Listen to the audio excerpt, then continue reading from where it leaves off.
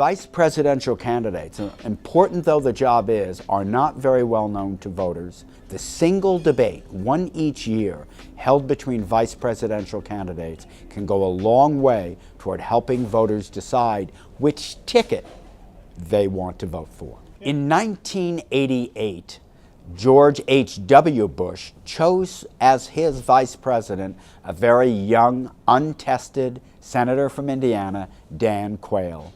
And when the boyish-looking Quayle appeared against his opponent, Lloyd Bentsen of the Democratic Party, Quayle compared himself to the Democratic nominee in 1960, John F. Kennedy, and Lloyd Bentsen was ready with a response. I have as much experience in the Congress as Jack Kennedy did when he sought the presidency.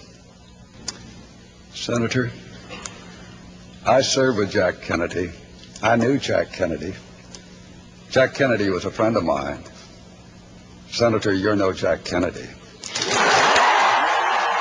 In 1976, the very first vice presidential debate was held between Bob Dole, a Republican, and Walter Mondale, a Democrat. In the course of the debate, Bob Dole made a controversial remark about the Democratic Party and 20th century wars. Very good issue, any more than the war in Vietnam would be, or World War II, or World War I, or the war in Korea, all Democrat wars. In 1992, H. Ross Perot, the Texas billionaire, mounted one of the most powerful and effective third-party candidacies in modern American history. His choice for vice president, very unorthodox, was a Vietnam War hero, Admiral James Stockdale. Who am I? Why am I here? Stockdale was an impressive and admirable figure. I'm not a politician, everybody knows that.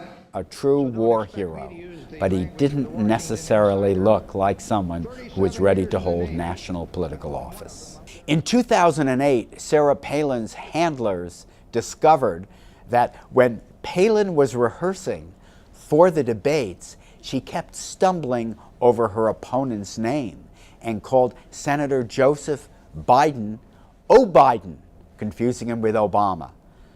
Governor Palin came up with an unorthodox solution to that at the very beginning of their debate.